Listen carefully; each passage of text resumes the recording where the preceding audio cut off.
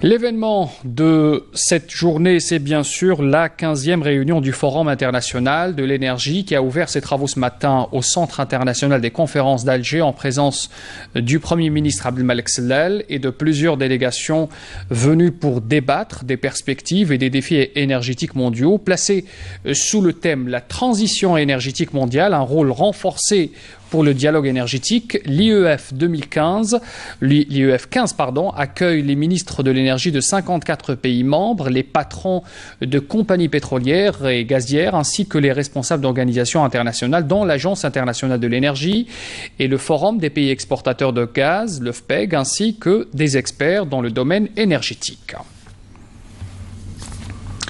Et à l'ouverture des travaux, le Premier ministre, dans son allocution d'ouverture, avait souhaité la bienvenue d'abord aux participants à ce forum.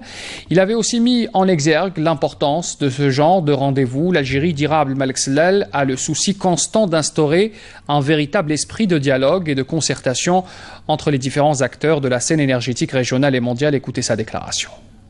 باسم فخامة رئيس الجمهورية السيد عبد العزيز بوتفليقة. Au nom de son Excellence, le Président de la République, M. Abdelaziz Bouteflika, je voudrais faire part de notre joie et de notre fierté de vous recevoir en Algérie à l'occasion de cette 15e rencontre ministérielle du Forum international de l'énergie.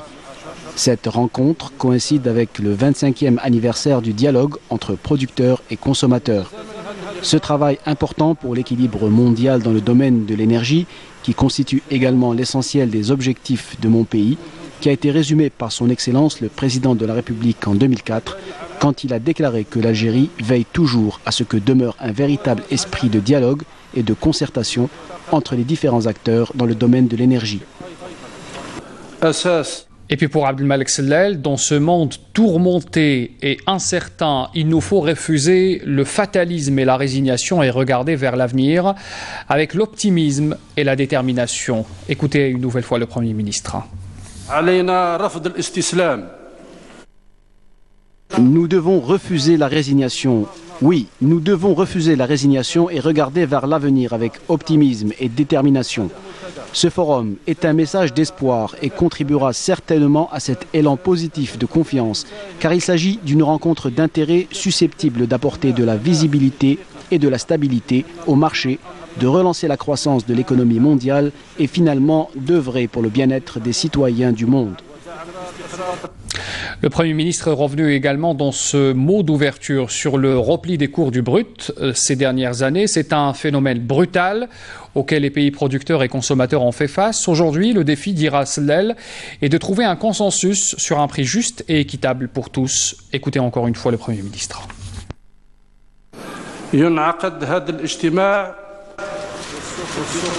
Cette réunion se tient alors que le marché pétrolier entame sa 3e année de contraction brutale et de grande détérioration des cours en raison du déséquilibre persistant entre l'offre et la demande. En toute objectivité, cet état de fait ne sert les intérêts d'aucun pays au monde. Je confirme, en toute objectivité, cet état de fait ne sert les intérêts d'aucun pays au monde. Les producteurs doivent légitimement pouvoir proposer leurs produits dans un cadre de stabilité, assurant des revenus suffisants pour couvrir leurs réinvestissements et stimuler la croissance économique et le progrès social. Pour leur part, les pays consommateurs sécuriseront leurs approvisionnements sur le moyen et long terme en menant des politiques énergétiques visibles afin de permettre aux producteurs de mieux cerner leurs investissements en évitant les distorsions d'un marché non maturé. L'Algérie milite pour un prix juste et raisonnable, permettant les investissements dans la chaîne énergétique, la rémunération des producteurs, la sécurisation de l'approvisionnement des consommateurs et la stabilité des marchés. Les principaux acteurs énergétiques se doivent d'aboutir à un accord sur les niveaux de production pour conforter durablement les cours, faute de quoi les marchés connaîtraient des perturbations si graves qu'elles mettraient en péril à terme la viabilité de l'industrie pétrolière et entraînerait l'économie mondiale dans un long cycle de récession. Voilà donc pour les moments forts lors de l'allocution d'ouverture du Premier ministre. C'était lors de l'ouverture des travaux de ce 15e forum. Et puis, en marge de ces travaux, le Premier ministre a également eu plusieurs audiences. Il a reçu notamment le ministre de l'Énergie et de l'Industrie qatari, Mohamed Ben Salah Al Saada. Lors de cette même audience, le président en exercice le ministre qatari qui est également président en exercice de l'OPEP, il faut le souligner. Et puis lors de cette audience également était présent le secrétaire général du Forum international de l'énergie, Xiang Qiang-san, et le secrétaire général de l'OPEP, Mohamed Snoussi Barkido. L'audience a eu lieu également en présence du ministre de l'énergie algérien, Nourdine Boutarfa. Une autre audience du Premier ministre Abdelmalek Sellal. Il avait reçu également ce mardi au Centre international des conférences le vice-ministre saoudien du pétrole, de l'industrie et des ressources minérales, le prince Salman Ben Abdelaziz Ben Salman Al Saoud. L'audience a permis d'évoquer l'état des relations bilatérales ainsi que leur évolution, notamment dans le secteur économique. Il a été décidé de tout mettre en œuvre pour accroître les échanges dans les délais les plus rapprochés, compte tenu de l'excellence des relations entre les deux pays. L'entretien s'est déroulé également en présence du ministre de l'Industrie et des Mines, Abslam Bouchoualab. Le ministre russe de l'énergie, Alexandre Novak, a souligné ce mardi la nécessité de prendre des mesures communes le plus vite possible pour stabiliser le marché pétrolier. Déclaration faite également au terme de cette audience que lui a accordé le Premier ministre Abdelmalek Sellal. Le ministre russe de l'énergie avait relevé aussi que le forum donnait la possibilité aux ministres et aux délégations présentes de mener des consultations, ajoutant qu'en marge de cet événement, il y avait eu beaucoup de rencontres bilatérales entre ministres et délégations, y compris les pays non membres de l'OPEP. Le Premier ministre Abdelmalek Sellal a également reçu en audience le ministre iranien du pétrole, le ministre iranien du pétrole Bijan Namdar Zanganeh, et c'est en marge également du Forum international de l'énergie. Nous avons abordé la situation du marché pétrolier où j'ai exposé notre position iranienne donc sur le sujet. C'était la déclaration du ministre iranien. Abdelmalek Sellal avait estimé pour sa part qu'il est nécessaire de réagir pour rééquilibrer le marché tout en exprimant son souhait de voir les pays producteurs de pétrole arriver à un accord commun. Je vous propose d'ailleurs d'écouter la déclaration du ministre iranien au sortir de cette audience. Ce fut une occasion pour moi de rencontrer le Premier ministre algérien et d'aborder diverses questions et problèmes que nous rencontrons. Nous avons abordé notamment la situation du marché pétrolier que nous devons contrôler. Et nous nous sommes entendus pour suivre ce dossier et arriver à un accord commun. Et cette rencontre représente pour nos deux pays une occasion qui relancera nos relations économiques. Le Premier ministre avait également poursuivi ses audiences, notamment avec la ministre française de l'Environnement, de l'Énergie et de la Mer, chargée des relations internationales et sur le climat, Ségolène Royal.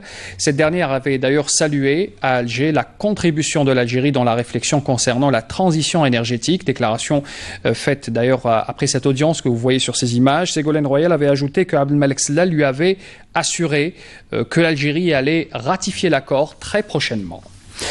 Le vice-premier ministre des Finances et ministre du Pétrole par intérim de l'État de Koweït, Anas Khaled Al-Salah, avait affirmé également que la prochaine réunion de la commission mixte algéro-koweïtienne, prévue d'ailleurs jeudi prochain à Alger, serait une occasion pour redynamiser les relations économiques entre les deux pays. C'est une déclaration du responsable koweïtien à la presse à l'issue de ses entretiens avec le Premier ministre Abdelmalek Sellal.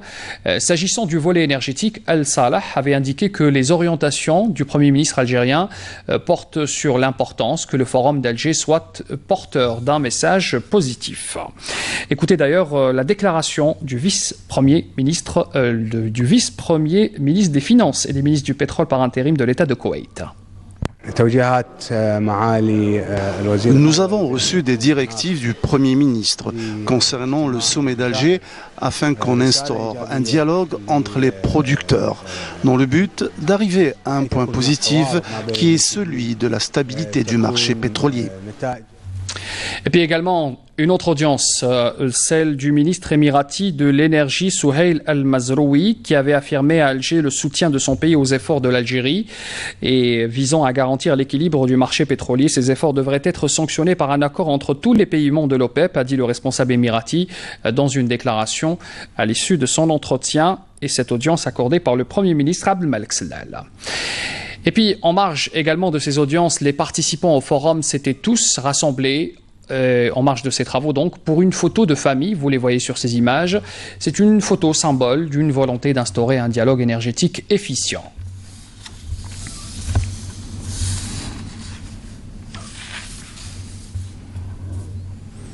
Voilà donc pour cette photo de famille. Revenons à présent sur les travaux eux-mêmes de cette 15e réunion du Forum international de l'énergie. Alors, au-delà des rencontres et des réunions d'experts qui s'accordent à dire qu'un dialogue constructif entre les pays producteurs eux-mêmes et entre ces derniers et les pays consommateurs constitue à travers ce forum une véritable opportunité pour dialoguer, certes, et se concerter sur les questions énergétiques. Abdelmajid Mankassi avait suivi pour nous depuis ce matin les travaux de ce forum et a rencontré d'ailleurs plusieurs experts. Voici son compte rendu. Instaurer un véritable dialogue et un espace de concertation entre les différents acteurs de la scène énergétique, aussi bien sur les marchés pétroliers et gaziers ou celui des énergies renouvelables. Un objectif pour tous, arriver à trouver un consensus dans un marché pétrolier mondial en proie à des bouleversements depuis le forum tenu à Moscou en mai 2014. Les participants au forum, qu'ils soient producteurs ou consommateurs, doivent trouver un consensus pour la stabilité des marchés grâce à une offre stable qui garantisse une juste demande. Ce forum est une nouvelle opportunité pour le dialogue sur la transition énergétique et le développement technologique. L'importance du forum est plus que établie pour lancer de nouvelles idées à travers les discussions qui auront lieu entre les différents participants, qu'ils soient producteurs ou consommateurs. Il s'agira alors d'aller vers la réorganisation du marché énergétique qui connaît des perturbations importantes ces 3 dernières années. Ce qu'il y a d'intéressant dans ce momentum, c'est qu'il y a à la fois les pays consommateurs qui font le marché, puisque c'est la demande, qui sont donc dans ce forum international de l'énergie, donc qui est un dialogue entre les pays consommateurs et les producteurs. Il y a les pays de l'OPEC qui produisent et exportent, et il y a également les pays qui produisent et exportent, mais qui ne sont pas dans l'OPEP, tels que la Norvège et la Russie, par exemple. Alors tout ça marque le fait que cette conjonction, donc je crois que les planètes sont alignées maintenant, ces 3 planètes sont alignées pour trouver, mettre de l'ordre dans les marchés mondiaux de l'énergie, et particulièrement des hydrocarbures. Nos attentes sont très importantes par rapport à ce forum, surtout pour ce qui est des décisions qui seront prises. Les discussions sur le gaz sont également très importantes en Europe, surtout avec la baisse des prix. En définitive, toutes les discussions et les idées développées durant ce rendez-vous sur l'énergie tournent autour de la réunion attendue de l'OPEP. L'espoir d'un consensus sur la stabilisation de la production est toujours permis. Avant d'aller vers la réunion de l'OPEP, revenons sur cette première journée pour y voir plus clair. Nous avons en direct avec nous depuis le Centre international des conférences Fella Abraz. Fella, bonsoir. Nous avons parlé depuis tout à l'heure de l'aspect politique de cette rencontre avec ces multiples audiences bilatérales entre les participants de ce forum. Mais il y a aussi des ateliers au niveau des experts. On en a parlé et on avait parlé aussi sur le prix du marché, du brut, mais aussi sur ce thème du forum, c'est-à-dire la transition énergétique. Vous êtes sur place. Qu'avez-vous appris de ces discussions, Fella ? Bonsoir Zohir. Alors voilà, c'est la première journée. Les travaux viennent de prendre fin. Comme vous le voyez derrière moi, la salle est vide. Les travaux se sont déroulés en 3 sessions et en huis clos. Il y a eu 3 sessions. La première session a porté sur le marché pétrolier, les enjeux, les défis à relever. Elle avait été présidée par le ministre algérien de l'énergie, Nourdine Boutarfa. La deuxième session, quant à elle, elle avait porté sur l'industrie gazière et ses retombées, notamment la chaîne du GNL, du gaz naturel liquéfié. Elle avait été présidée par le ministre de l'énergie et de l'industrie qatari, Mohamed Saada. Quant à la 3e session, qui a été présidée par la ministre française de l'Environnement, de l'Énergie et de la Mer, Ségolène Royal, avait porté sur les énergies renouvelables et notamment son efficience et challenge après la COP 21. Et pour rester dans la même thématique, Zohir, j'ai avec moi Monsieur Bournani Faïd, qui est expert en engineering financier. Bonsoir Monsieur Bournani. Alors concrètement, quel est l'intérêt du renouvelable en Algérie? Écoutez, bonsoir, merci de me recevoir. L'énergie renouvelable, je l'associe étroitement avec l'efficacité énergétique. L'enjeu est clair et avait été dessiné par le chef de l'État qui prévoit à l'horizon 2030 de produire 22 000 mégawatts, soit 27% de notre production. C'est l'enjeu majeur est d'économiser nos énergies fossiles, qu'elles soient gaz ou pétrole, d'une part, soit en l'exportant et on maximise ainsi le revenu, ou bien en la conservant dans notre sous-sol et nous la transmettrons aux générations futures. Quant à l'efficacité énergétique, c'est relativement simple. Moins nous serons un pays énergivore, mieux nous rationaliserons notre consommation. Alors, les énergies renouvelables, il y a des sujets qui sont complexes. Ce sont des méga centrales solaires de 1000 MW et plus qui nécessitent beaucoup un effort financier conséquent avec des partenaires financiers, mais également une technologie pareil, conséquente, mais que nous n'avons pas, et donc qui nécessite également des partenaires technologiques. Donc ça, c'est un des objectifs du gouvernement, c'est d'avoir de grands partenaires d'une part, mais concomitamment, il n'est pas inutile de s'intéresser à des choses beaucoup plus accessibles et beaucoup plus rapides à mettre en œuvre.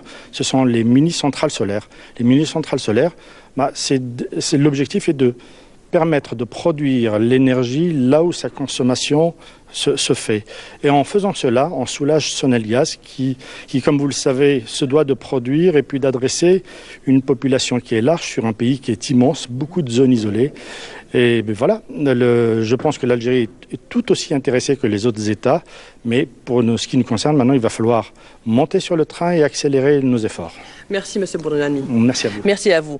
Alors, les recommandations des 3 sessions, on les connaîtra demain à la fin des travaux vers 13h de l'après-midi. Sachez, Zohir, qu'en marge des travaux, il y a quelques instants, la Sonatrach a signé un mémorandum d'entente avec la compagnie publique indonésienne Pertamina. Ce MOU porte notamment sur le développement de l'axe pétrolier, de l'amont pétrolier, de la coopération d'abord entre l'Algérie et l'Indonésie, dans l'amont et l'aval pétrolier et gazier en Algérie, en Indonésie et à l'international. Sachez aussi que le partenariat entre Pertamina et Sonatrach, ils sont déjà partenaires dans le bassin de Berkine.